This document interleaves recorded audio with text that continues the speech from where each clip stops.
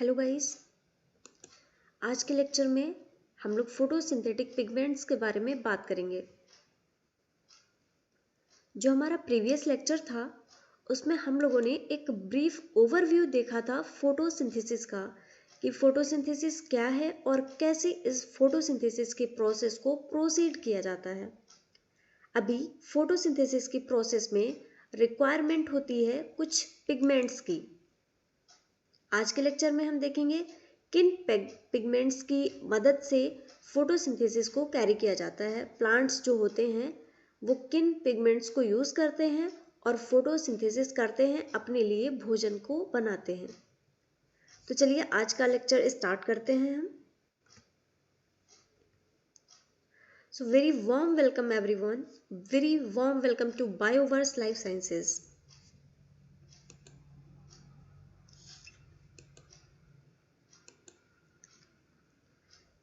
तो यहाँ से शुरू होता है हमारा फोटोसिंथेटिक पिगमेंट्स। जैसा कि नाम बता रहा है फोटोसिंथेटिक, मतलब कि फोटोसिंथेसिस करवाने वाले, और पिगमेंट्स मतलब कि वो पिगमेंट्स जो कि फोटोसिंथेसिस करवाते हैं। तो चलिए हम देखते हैं कौन कौन से पिगमेंट्स होते हैं जो कि फोटोसिंथेसिस की प्रोसेस में हेल्प करते हैं। Photosynthetic pigments in plants are mainly comprised of chlorophyll, carotenoid and phycobilin। तीन तरीके के, जिसमें से पहला होता है क्लोरोफिल, दूसरे होते हैं कैरोटीनाइड और तीसरे टाइप के होते हैं फाइकोबिलिन्स।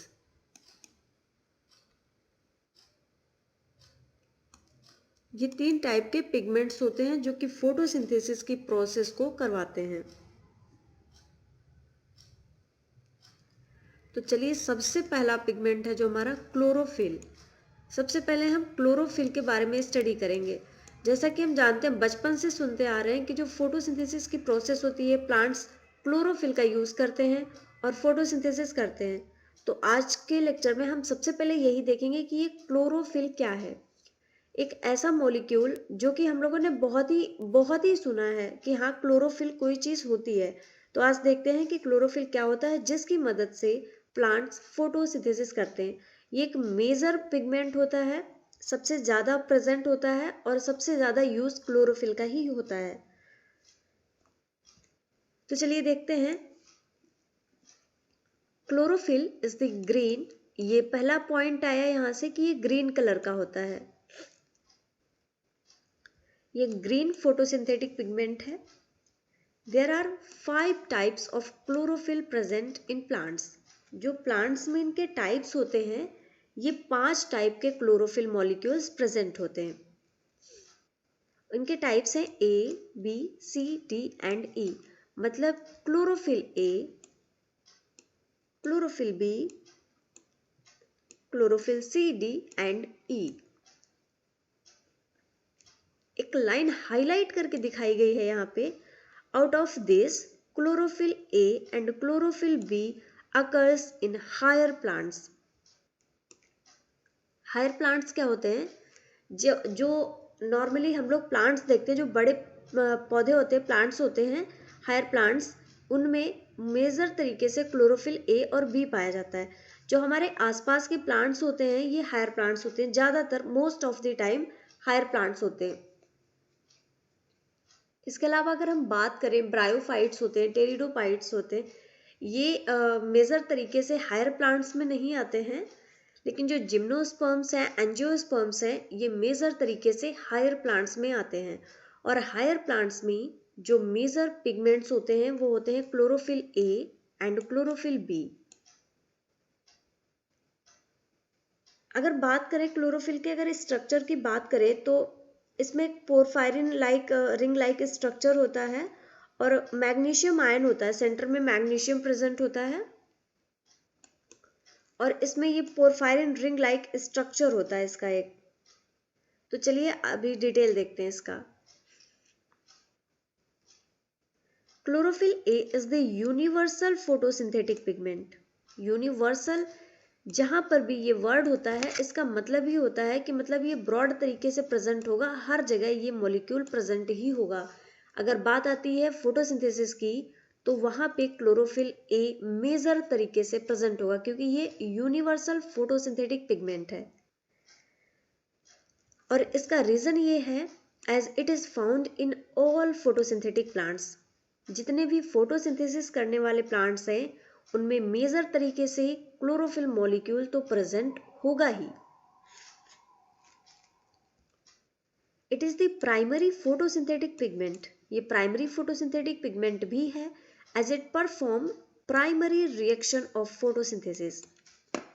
ये प्राइमरी पिगमेंट इसलिए है क्योंकि जो सबसे पहली रिएक्शन होती है फोटोसिंथेसिस की, जो प्राइमरी रिएक्शन होती है, जो इनिशियल होता है फोटोसिंथेसिस को शुरुआत करने के लिए जिस रिएक्शन की आवश्यकता होती है, ज़रूरत होती है, उसको परफॉर्म करने के लिए क्लोरोफिल ए सबसे पहले आगे आता है।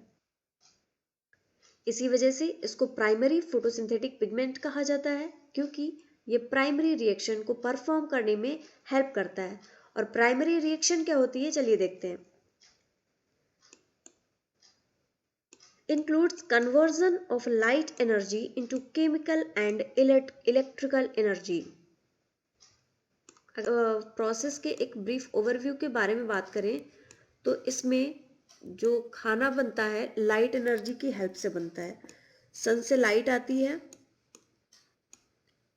अब ये लाइट आके क्लोरोफिल मॉलिक्यूल पे आके यहाँ से फोटोसिंथेसिस की प्रोसेस होती है, उसके बाद में बनता है शुगर।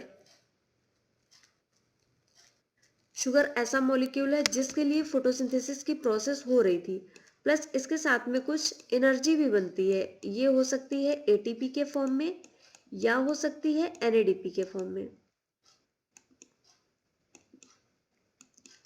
ये दो फॉर्म होती हैं एनर्जी की।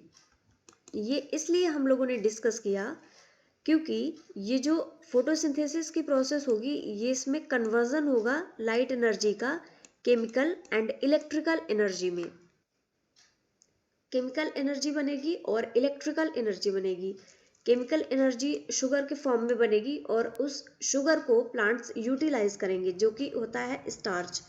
और electrical energy that is ATP NADPH बनेगा और ये आगे जाके हेल्प करता है, ये शुगर का जो फॉर्मेशन हो रहा है इसमें हेल्प करता है।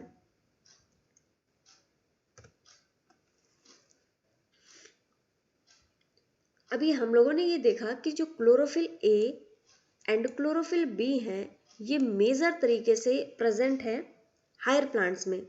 तो क्लोरोफिल ए एंड बी के बारे में कुछ एक इम्पॉर्टेंट फार्मूलाज हैं जो क्लोरोफिल ए का है, बी का है। ये फार्मूलाज भी कभी कभार पूछ लिए जाते हैं CSIR में पार्ट बी में, और गेट के लिए भी इम्पॉर्टेंट है। तो इन फार्मूलाज को याद रखना ज़रूरी है, एक बार देख लेते हैं। क्लोरोफिल ए का कलर की बात करें तो ये होता है bluish green. Bluish green colour का होगा क्लोरोफिल ए अपने प्योर स्टेट में, और इसका जो फॉर्मूला होता है वो होता है C55 hydrogen 72 oxygen 5 nitrogen 4 and magnesium. Magnesium central molecule होता है, सेंटर में प्रेजेंट होता है और ये सारी एलिमेंट्स इसके अराउंड प्रेजेंट होते हैं। अगर बात करें हम क्लोरोफिल बी की तो इसका जो कलर होगा वो ऑलिव ग्रीन होता है प्योर स्टेट में, और इसका फॉर्मूला होता है C55। आप देख सकते हैं कार्बन का नंबर दोनों में ही सेम है H70। दो हाइड्रोजन कम हो जाते हैं क्लोरोफिल बी के मॉलिक्यूल में जब क्लोरोफिल ए से शिफ्ट होते हैं। हम लोग देखते हैं कि जब क्लोरोफिल ए है तो यहाँ पे हाइड्रोजन 72 होगा, लेकिन in the case of chlorophyll b यहाँ पे 70 ओनली 70 हाइड्रोजन मॉलिक्यूल्स रह जाते हैं। बात करें ऑक्सीजन की तो ये 6 होगा, नाइट्रोजन 4 होगा एंड मैग्नीशियम होगा। तो आप देख सकते हैं formula chlorophyll A and b का लगभग सिमिलर है, कार्बन भी सिमिलर है, नाइट्रोजन भी सिमिलर है, मैग्नीशियम भी सिमिलर है। डिफरेंस है हाइड्रोजन एंड ऑक्सीजन में। हाइड्रोजन के 2 मॉलिक्यूल्स क्लोरोफिल बी में कम है और ऑक्सीजन का 1 मॉलिक्यूल ज़्यादा है। तो ये हो गई क्लोरोफिल ए एंड बी के फार्मूला की बात।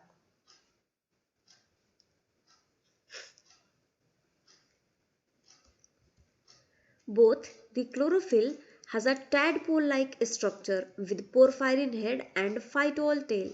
इनके स्ट्रक्चर की बात करें तो एक टैडपोल एक लार्वा होता है जो हम लोग जानते हैं जो मेढक होता है उसका जो स्टार्टिंग का इनिशियल का स्टेज होता है उसको टैडपोल बोलते हैं। तो उसी टैडपोल की तरह स्ट्रक्चर कुछ इस तरीके का स्ट्रक्चर होता है टैडपोल का। तो इसी तरीके का पोरफायरिन हेड यहाँ पे होगा पोरफायरिन हेड और ये जो होगी टेल लाइक स्ट्रक्चर इसको बोलते हैं फाइटोल टेल। तो कुछ इस तरीके का स्ट्रक्चर होता है क्लोरोफिल का टैडपोल लाइक स्ट्रक्चर। अभी स्ट्रक्चर की हमने बात तो कर ली porphyrin head and phytol tail. चलिए अब इनके बारे में देखते हैं। Porphyrin head is made up of 4 pyrrole rings. ये जो हेड है ये 4 पायरोल रिंग्स का बना होता है। सेंटर में हमेशा मैग्नीशियम होगा और ये जो पायरोल रिंग्स होती हैं ये मीथेन ब्रिज से कनेक्टेड होती हैं। अगर बात करें इसके टेल रीजन की तो phytol is an insoluble long chain of carbon. ये टेल है तो ये लॉन्ग चेन है कार्बन, इसमें बहुत सारे कार्बन मॉलिक्यूल्स एक दूसरे से जुड़ के इन्होंने चेन लाइक स्ट्रक्चर फॉर्म किया है और इसके साथ ही हाइड्रोजन एटम भी होते हैं। अगर बात करें फाइटोल टेल के फॉर्मूला की इंपेरिकल फॉर्मूला की तो वो होता है C20H39 एंड OH।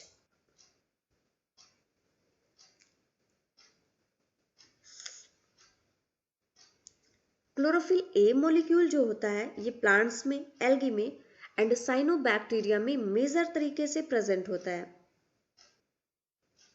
इसके अलावा भी कुछ मॉलिक्यूल्स होते हैं, कुछ पिगमेंट्स होते हैं। अब हम उनके बारे में देखते हैं।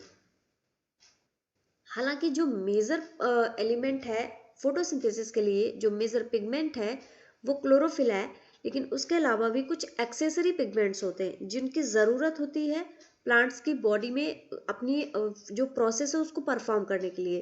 तो चलिए देखते हैं एक्सेसरी पिगमेंट्स को।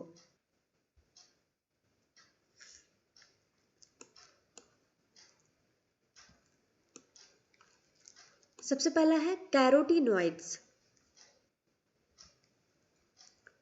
Carotenoids are present inside the chloroplast. ये क्लोरोप्लास्ट के अंदर प्रेजेंट होते हैं and are associated with chlorophyll. Carotenoids chlorophyll से एसोसिएटेड मॉलिक्यूल्स होते हैं, उन्हीं से जुड़े हुए होते हैं। अगर इनकी बात करें तो ये लीनियर पॉलीइंस होते हैं। अगर बात करें कैरोटीनॉइड्स के प्रेजेंस की तो कैरोटीनॉइड्स जो होते हैं ये ज़्यादातर जो नेचुरल फोटोसिंथेटिक ऑर्गेनिजम्स होते हैं उनमें सभी में ये प्रेजेंट होते हैं।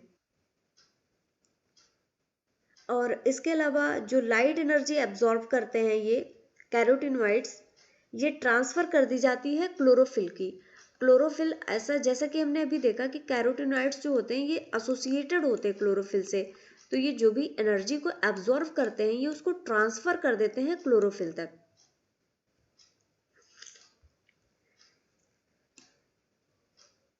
They are accessory pigments of a yellow brown to reddish pigments। ये इनके कलर्स हैं, ये किसी भी इन कलर में प्रेजेंट हो सकते हैं। येलो हो सकता है, ब्राउन हो सकता है या रेडिश पिगमेंट, कैरेट के कलर के गाजर के कलर का भी पिगमेंट हो सकता है। अभी कैरोटीनॉइड्स के भी 2 टाइप्स हैं। पहला है कैरोटीन्स एंड दूसरा है जैंथोफिल्स। कुछ पॉइंट्स हैं कैरोटीनॉइड्स के बारे में और जैंथोफिल्स के बारे में। तो चलिए सबसे पहले देखते हैं कैरोटीन्स के बारे में और दूसरा जैंथोफिल। ये दोनों ही पॉइंट्स के बारे में हम देखेंगे कुछ एक दो इम्पॉर्टेंट चीज़ें जो कि ज़रूरी हैं कैरोटीन और जैंथोफिल्स के लिए। तो सबसे पहला है carotenes. Carotenes are hydrocarbons. Hydrocarbons का मतलब ही यहाँ पे समझ में आ जाता है कि हाइड्रोजन एंड कार्बन से बने हुए मॉलिक्यूल्स होते हैं and are responsible for red colour of tomato. जो टोमेटो का रेड कलर होता है इन्हीं कैरोटीन मॉलिक्यूल्स की वजह से होता है। कैरोटीन पिगमेंट्स टोमेटो को रेड कलर प्रोवाइड करते हैं। एक एग्जाम्पल लें अगर कैरोटीन का तो वो है बीटा कैरोटीन। ये बहुत कॉमन कैरोटीन है, बहुत कॉमन पिगमेंट मॉलिक्यूल है that is converted to vitamin A by animal and human beings, और यही बीटा कैरोटीन कन्वर्ट हो जाता है विटामिन ए में। अभी देखते हैं हम लोग ज़ैंथोफिल मॉलिक्यूल को। Xanthophyll molecule are oxygen containing derivatives of carotene. ये जो ज़ैंथोफिल मॉलिक्यूल हैं ये कैरोटीन से ही डिराइव हुए हैं, लेकिन हमने देखा जो कैरोटीन थे ये हाइड्रोकार्बन मॉलिक्यूल्स थे, ये हाइड्रोजन एंड कार्बन से बने हुए मॉलिक्यूल थे, लेकिन जब बात आई ज़ैंथोफिल्स की तो इन्होंने ऑक्सीजन को इन्वॉल्व कर लिया, ये ऑक्सीजन कंटेनिंग कैरोटीन्स हो गए। ये डेरिवेटिव हैं कैरोटीन्स की एंड येलो कलर के होते हैं ज़ैंथोफिल्स।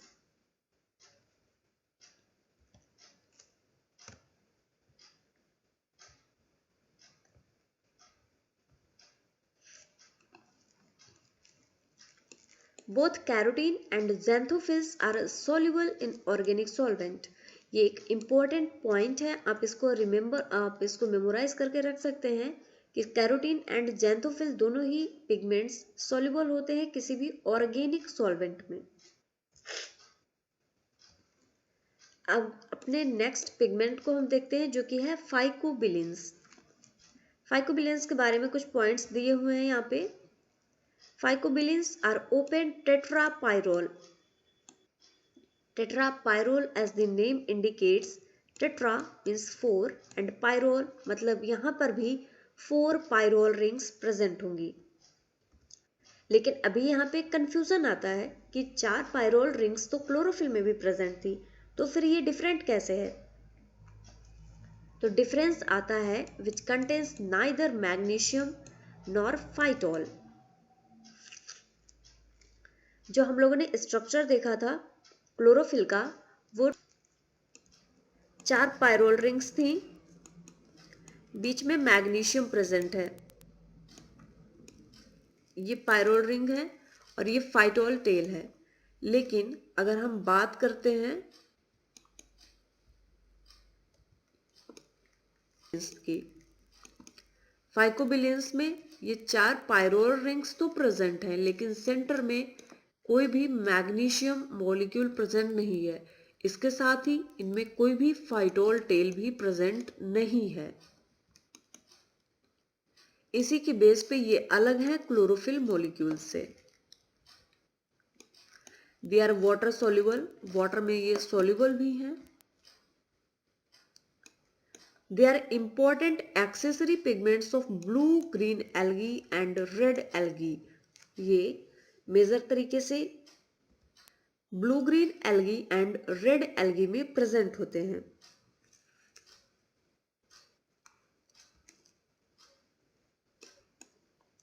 They occur in association with proteins or biliproteins. ये बिली प्रोटीन्स के साथ में एसोसिएशन में प्रेजेंट होते हैं। अगर बात करें ये बिली प्रोटीन जो है ये ओपन चेन टेट्रापायरोल्स होती है।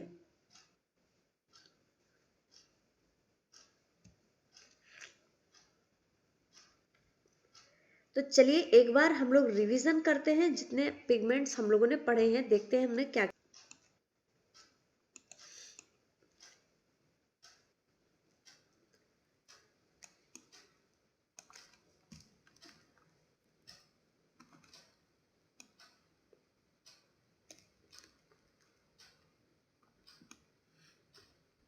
हमने पढ़ा क्लोरोफिल,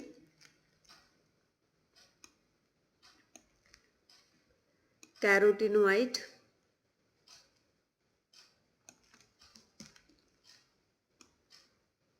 और उसके साथ में फाइकोबिलिन्स।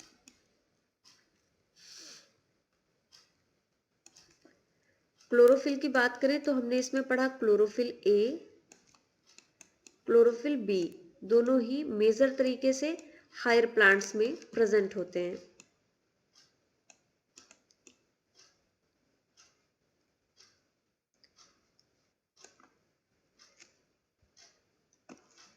अगला देखा हम लोगों ने जो कैरोटीन्स थे, कैरोटीनोइड्स।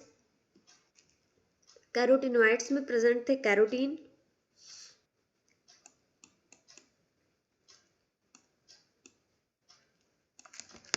और इसके साथ में ही ज़ैंथोफिल। फाइकोबिलिन्स ये अलग ही टेट्रापायरोल मॉलिक्यूल्स थे।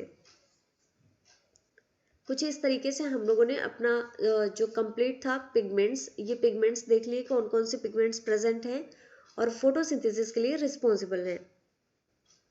इसके अलावा कुछ प्रोटेक्टिव पिगमेंट्स भी होते हैं। अगर बात को एक्शन करते हैं,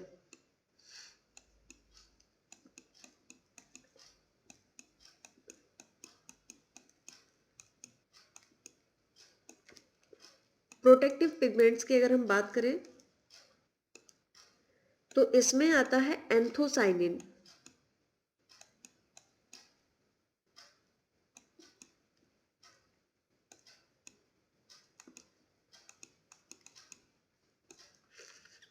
anthocyanin red, purple and blue इन किसी भी कलर्स में प्रेजेंट हो सकते हैं। ये प्रोटेक्शन प्रोवाइड करते हैं प्लांट्स को।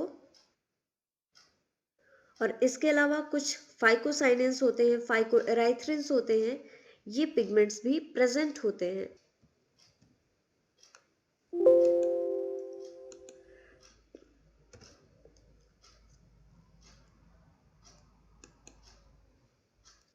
So thank you guys for watching this session. हम लोगों ने लगभग सारी चीज़ें पिगमेंट्स के बारे में थी वो चीज़ें कवर कर ली हैं, और अब हम इसके बाद में कुछ बाकी जो चीज़ें हैं फोटोसिंथेसिस के बारे में वो सारी चीज़ें पढ़ेंगे। अभी हम लोगों ने एक बेसिक ओवरव्यू देखा है कि कैसे एक प्लांट में फोटोसिंथेसिस की प्रोसेस क्या है और कैसे होती है, और आज हम लोगों ने पिगमेंट्स देख लिए हैं। इसके बाद के लेक्चर्स में हम देखेंगे फोटो सिस्टम्स को और आगे कैसे प्रोसीड होती है फोटोसिंथेसिस की process. So thank you very much guys for watching this session. अगर आपको वीडियो अच्छा लगा तो लाइक करिए, शेयर करिए अपने फ्रेंड्स के साथ में भी, और हाँ, चैनल को भी सब्सक्राइब करिए। Thank you very much.